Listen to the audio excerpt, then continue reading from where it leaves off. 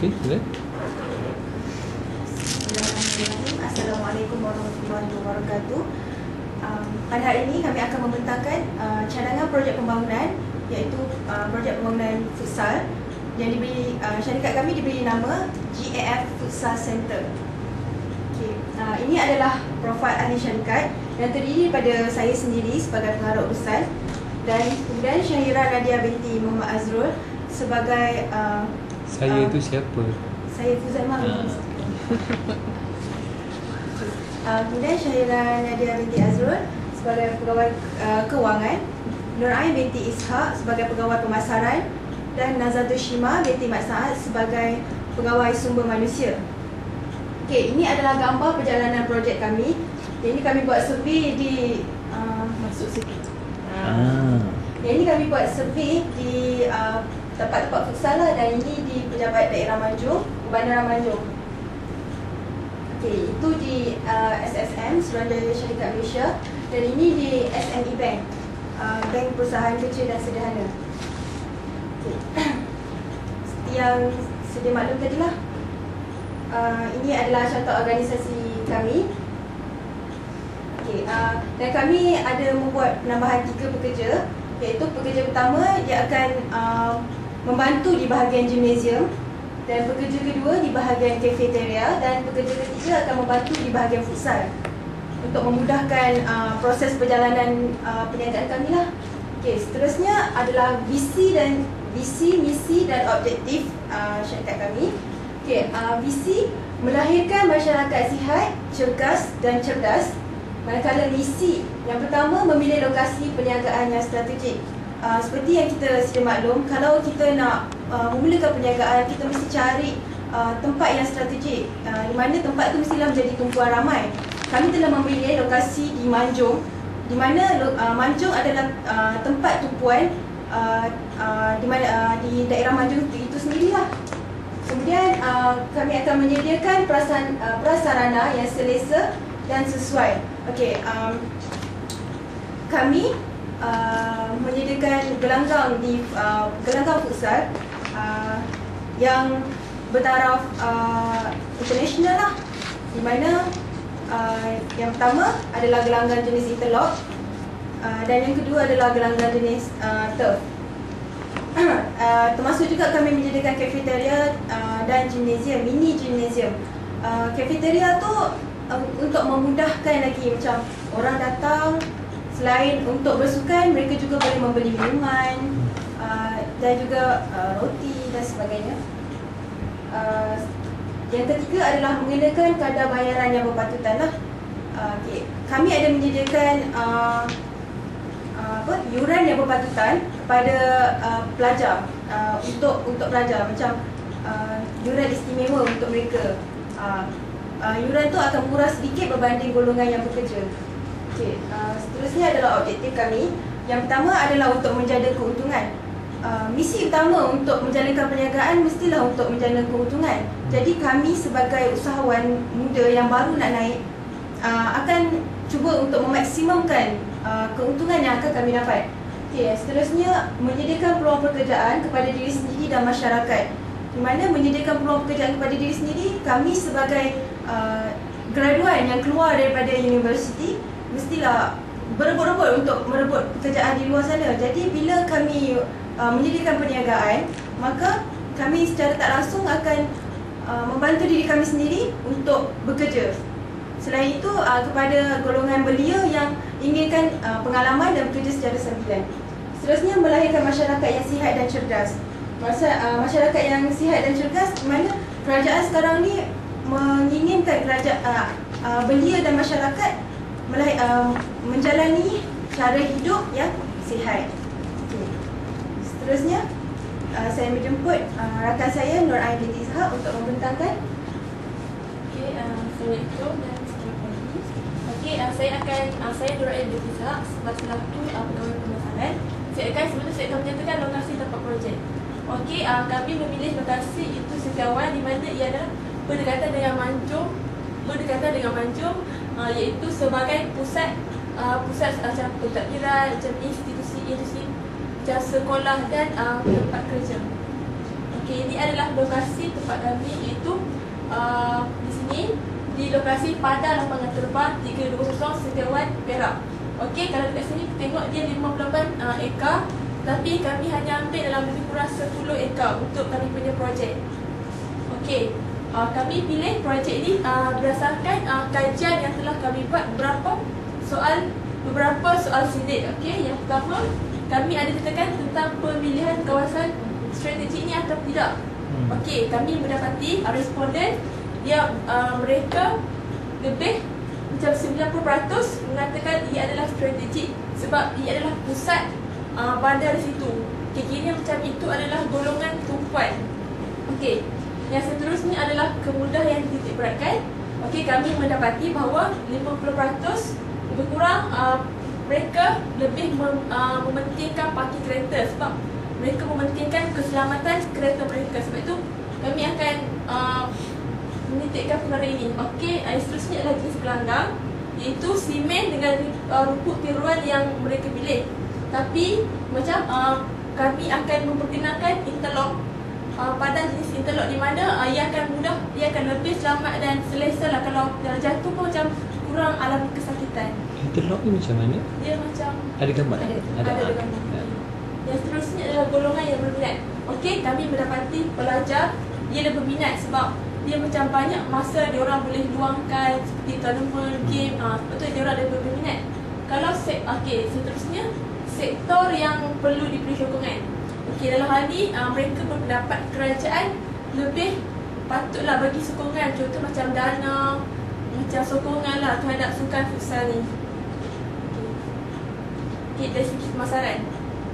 Okey, seperti kita tahu kalau dari segi pemasaran ni dia ada 4 elemen, iaitu copy, price, place, promotion and product. Okey, kalau promosi ni macam kami buat dua, sama ada dari segi media elektronik dengan media cetak. Kalau media elektronik ni kami lebih kepada internet dan seperti yang kita tahu macam Facebook ni ialah rangkaian sosial yang paling gemari. Lepas tu kami akan mengadakan macam buat event ke macam pasal Facebook mengenai kami punya projek ini. Macam langkah pertama kami akan memperkenalkan kepada rakan-rakan dan ahli keluarga yang seterusnya. Perniagaan ini mungkin akan berkembang. Okey, kalau dari segi media cetak pula, kami akan letak dari segi banner, notis yang beritahu yang kami punya tentang kami punya projek. Yang seterusnya tentang harga. Kami menitikkan dua faktor, iaitu nilai persepsi pelanggan, di mana apa yang pelanggan fikir jika mereka dapat, apa yang faedah yang mereka dapat kalau mereka memilih. Contoh kalau interlock, mereka fikir kalau apa yang faedah yang mereka dapat kalau interlock, contohnya lebih selesa, jatuh pun tak sakit. So mereka fikir bayar mahal pun tak apa sebab selesa. Kalau yang kedua pula nilai polisi peletakan harga. Contohnya macam kita sebagai pesaing, kita kena jaga pesaing kita. Kita jangan letak terlalu mahal, kita jangan letak terlalu murah sebab kita kena jaga pesaing kita juga. Kalau lokasi seperti saya cakap tadi, Manjung, Setiawan, dia lokasi yang baik dan sangat strategik ya sebab dia menjadi tumpuan masyarakat. Okey, kalau produk pula, kami bukan saja pasal futsal saja, kami ada menyediakan gimnasium. Kiranya macam kami pun ada produk ni, kiranya macam kita ada kepelbagaian lah. Kalau tak pergi ke futsal pun kita boleh pergi ke gimnasium. Okey, terima kasih dari saya. Saya akan berjumpa dengan saya dan Datuk Shima. Okey, Assalamualaikum. Saya akan membentangkan keperluan kerja projek. Okey, keperluan kerja projek kami yang pertama ialah futsal. Futsal itu keluasan gelanggang kami, iaitu kami memilih keluasan gelanggang yang minimum iaitu 25 meter kali dengan 15 meter ataupun maksimum 42 meter kali dengan 25 meter. Ini adalah gelanggang interlock di mana ia seperti kapet yang getah yang di mana kita lebih selesa bermain dan tidak rasa sakit, dan dia dipasang secara bercantum-cantum. Okey, ini adalah kemudian gelanggang kami yang kedua ialah rumput sintetik yang mana selesa diguna juga. Okey, kemudian gawang futsal. Gawang futsal ni seperti yang kita tahu gawang futsal ni lebih kecil daripada gawang bola sepak. Ia lebih kurang sama macam gawang bola baling. Tapi keluasan dia di bahagian hadapan adalah 3 meter kali dengan 25 meter, manakala daripada pandangan sisi ialah 0.75 meter kali dengan 1 meter. Okey, ini adalah lampu. Seperti yang kita tahu, gelanggang futsal ini memerlukan lampu untuk kesan pencahayaan yang lebih terang dan sempurna, dan kami memilih untuk menggunakan lampu yang lebih menjimatkan elektrik untuk mengurangkan kos perbelanjaan kami. Okey, bola futsal pula. Bola futsal ni kebiasaannya dia diperbuat daripada kulit ataupun bahan sintetik. Dia kalau kita nak main, dia berbeza mengikut umur. Contohnya macam kalau orang dewasa, dia menggunakan bola yang bersaiz 4, manakala kanak-kanak menggunakan bola bersaiz 3. Okey, bola futsal ini berbeza dengan bola sepak kerana bola futsal ini lebih daya lantunan dia tu adalah 30% kurang daripada bola sepak.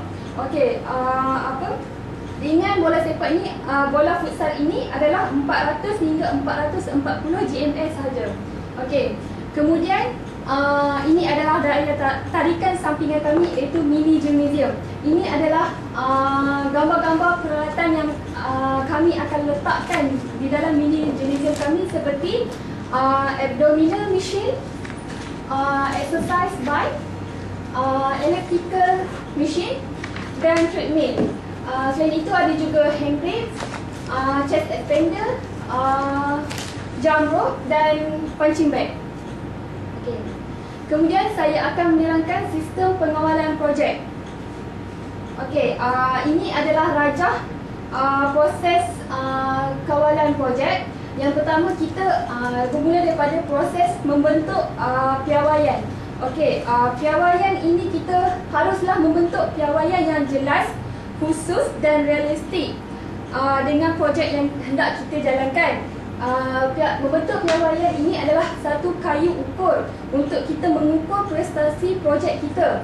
Okey, kemudian kita akan melaksanakan aktiviti di mana kita harus menepati piawai yang telah ditetapkan dan menepati masa untuk mengelakkan daripada berlakunya sebarang kelewatan. Okey, kemudian selepas kita melaksanakan aktiviti, kita akan pergi kepada mengukur prestasi. Di peringkat ini, kita akan mengukur prestasi sebenar akan dibandingkan dengan prestasi yang sepatutnya berlaku. Untuk kita mengenal pasti di mana berlakunya kesilapan dan kekurangan. Okey, sekiranya kemudian kita akan pergi kepada pencapaian prestasi dan menepati piawaian. Sekiranya pencapaian prestasi dan piawaian itu menepati piawai yang telah ahli-ahli syarikat tetapkan, maka kita akan meneruskan aktiviti yang dilaksanakan. Namun sekiranya pencapaian prestasi dan piawaian itu tidak menepati apa yang ahli syarikat hendakkan, maka kita perlu sama ada kita perlu mengubah suai piawaian tersebut ataupun kita perlu memperbaiki pelaksanaan aktiviti. Di mana memperbaiki pelaksanaan aktiviti ini untuk memastikan output yang dikeluarkan memenuhi piawaian yang telah ditetapkan. Okey. Kemudian ini adalah kaedah kawalan yang akan kami jalankan. Yang pertama, kita akan melaksanakan kawalan awalan, di mana sebelum kita melaksanakan projek itu, kita perlu mengawal. Contohnya macam mengawal bajet kita, kemudian kita perlu meletakkan piawaiannya. Kemudian langkah yang kedua, kita ada kawalan semasa kita projek pembangunan itu dilaksanakan. Semasa itulah kita mengawalnya untuk memastikan tiada sebarang kesilapan berlaku dan memastikan segala apa yang kita hendaki jalan dengan lancar. Okey, yang ketiga, kawalan selepas. Selepas siapnya projek yang kita jalankan, kita harus melihat kawalan selepas itu. Contohnya macam adakah projek pembangunan itu menepati apa yang kita hendak dan memenuhi cita rasa ahli syarikat. Okey, kemudian saya serahkan kepada Syahira Nadia Azrul. Syirah boleh present sebelah situ.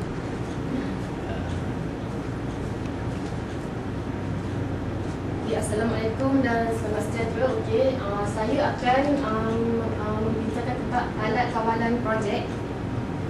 Okey, berikut muka jadual cartagan bagi proses perjalanan aktiviti kami lah daripada bermulanya pada tarikh 1 April 3, 2012 sehingga tamat pada 16/10/2012, iaitu bermula dengan aktiviti perbincangan yang mengambil masa selama 3 hari. Menentukan jenis projek selama sehari, mencari lokasi 2 hari, mencari pasaran 5 hari, mencari maklumat data sekunder dan prima 14 hari, menetapkan lokasi 2 hari, mendaftar perniagaan 2 hari, mencari dana dan kelulusan dana 14 hari, membuat anggaran belanjawan 5 hari, pelarian ke bentuk premis dan kelulusan 14 hari, tempahan bahan input sehari, kerja-kerja pembesaran tapak kami mengambil masa selama 5 hari, kerja-kerja pembinaan 120 hari, iaitu pembinaan bangunan premis kami itu, kerja-kerja pendawaian 8 hari, menentukan dan penempahan peralatan selama 2 hari, kerja-kerja pemasangan gelanggang 14 hari, untuk kami menyediakan 4 buah gelanggang, iaitu 2 interlock dan 2 jenis turf. Okay, susun atau peralatan pula 8 hari, mencari pekerja dan agihan kerja 14 hari, menyelenggara premis 2 hari, kawalan keselamatan 2 hari sebelum kami mula beroperasi lah. Maknanya di sini kami mengambil masa selama 219 hari untuk sebelum memulakan Operasi mula bulan berapa? Oktober. Selepas Oktober. 6 Oktober. So jumlah waktu projek 219 hari. Lebih kurang 7 bulan. Okay, seterusnya ni adalah cartagan kami. Okay, seterusnya. Okay, dari segi kewangan. Okey, ini merupakan sumber modal yang kami perolehi untuk melaksanakan projek inilah, di mana kami memperoleh sumbangan kewangan daripada satu Majlis Amanah Rakyat MARA, iaitu di bawah skim pembiayaan komersial, dan ini yang menawarkan pembiayaan pembinaan premis perniagaan di atas tanah milik sendiri, iaitu sebanyak RM250,000. Okey, kami juga memperoleh daripada SME Bank, iaitu di bawah skim tabung usahawan siswazah TUS sebanyak RM300,000, dan selebihnya kami mempunyai kami mengumpulkan secara peribadi, iaitu RM25,000 orang, RM25,000 seorang. Syirah, ni untuk Majlis Amanah Rakyat tu di atas tanah peribadi. Kami telah meminta tanah tanah setiawan tu adalah tanah milik kerajaan untuk aktiviti riadah dan rekreasi. Jadinya kami diberi tanah itu untuk menjalankan dapat kebenaran daripada inilah. Tak sebut daripada tadi kan. Okey. Jadi secara keseluruhannya sumber modal kami adalah sebanyak RM650,000. Seterusnya. Okey, berikut merupakan anggaran belanjawan kami. Okey, yang pertamanya anggaran untuk kos binaan saja. Kami telah menelan belanja kami telah menganggarkan sebanyak RM300,000 untuk pembinaan bangunan premis. Tak apa, ini kita kedepankan. Kemudian you punya pulangan ada tak? Sebab 1 minit saja lagi. Tak apa, continue. Ini takkan detail. Saya tak boleh detail. Okey, sebanyak daripada modal dipakai sebanyak RM650,000 ni, kami telah membelanjakan secara keseluruhannya adalah sebanyak RM587,140, dan ini mempunyai baki sebanyak RM62,860. Dan baki ini kami telah menyimpan sebanyak RM50,000 untuk kontingensi, iaitu untuk takutlah ada apa-apa seperti kekurangan bahan mentah ataupun kelewatan pembinaan tu. Jadinya setelah ditolak dengan kontingensi, maka baki modal yang tinggal adalah RM12,860 yang kami simpan untuk inilah sendiri. Seterusnya saya akan menyerahkan kepada rakan saya. Okey, itu angkat tentang hasil ke apa, anggaran hasil ada tak nyatakan? Okey, anggaran hasil.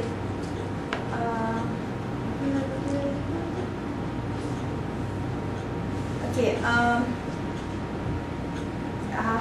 setelah dikira campur operasi untuk futsal, mini gymnasium, Saya memang beli bahasa itu tak?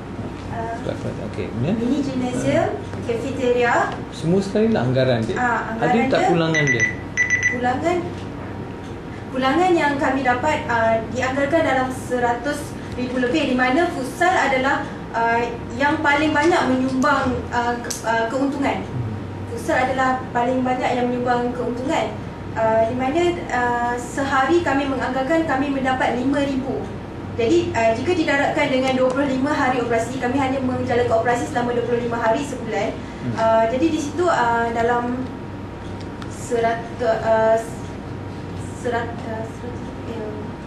maafkan saya, 5 hari Isnin sampai Jumaat.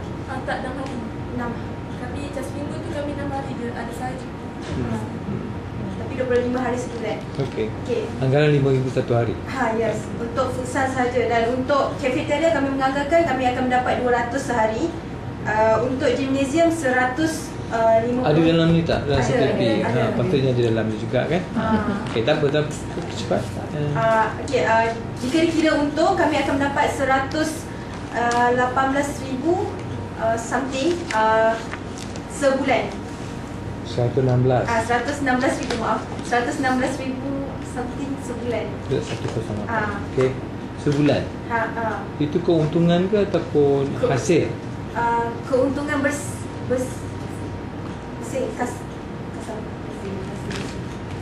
keuntungan bersih. Pendapatan bersih kan? Yes.